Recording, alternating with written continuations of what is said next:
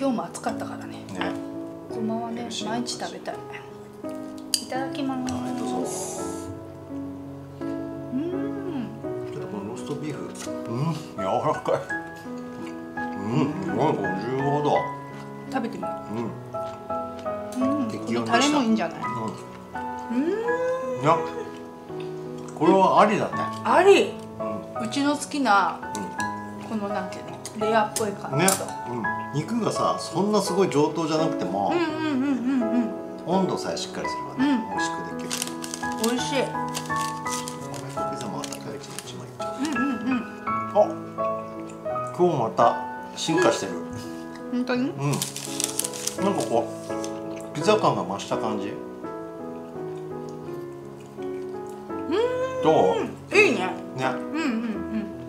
ああ、これさ、ピザ欲が満たされるね。バルサミコのタレいいね。すごく合う。ずっとさ、ケトジェニックほらダイエットの時やってたじゃん。でもそうすると、まあ糖質がほぼ取れないじゃん。でもさ、やっぱり米の文化で育ったからさ、米はさちゃんと消化できるんだよね。やっぱ問題はグルテンだと思う。そうかもね。と思ってちょっと当分グルテンフリーしたいね。合う合わないはやっぱりね。アジアの人はちょっと個人差があるかもね。もう全然あるよ。やっぱり食文化って何千年の歴史で体がそれに慣れて生きてきてるじゃん。あと牛乳もそうだ。よく言われてる。そうそうそうそう。日本人とかも合わない人結構多いしね。カゼインフリー。あ、カリカリ。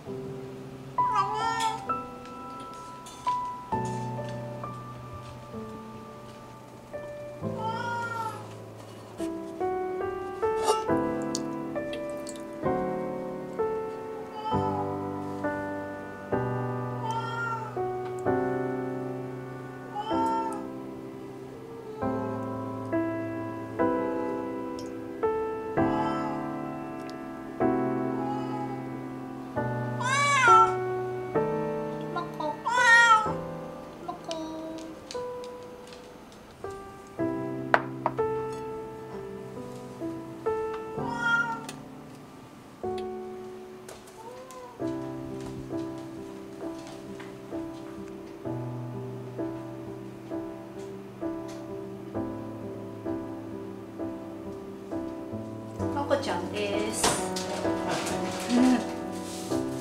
まこちゃん、ご飯の時膝乗るの好きだよね。おお、素敵。あ、美味しそう。あ、いい香り。ね、このコストコのさ、マリナーラいいんじゃない？うん。すごいいろいろ使えるね。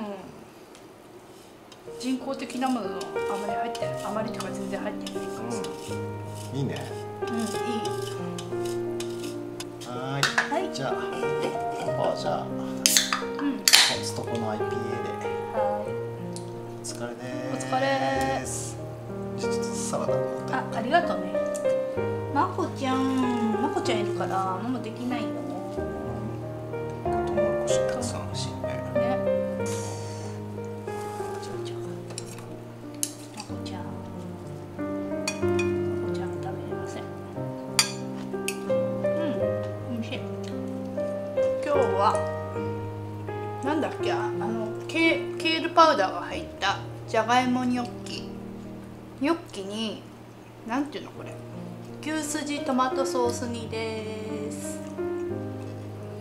牛すじホロホロ。牛すじホロホロ。おお、牛すじプルンプルンプルンプルン。ニョッキと合う。今日もヘルシーだね。もうほら。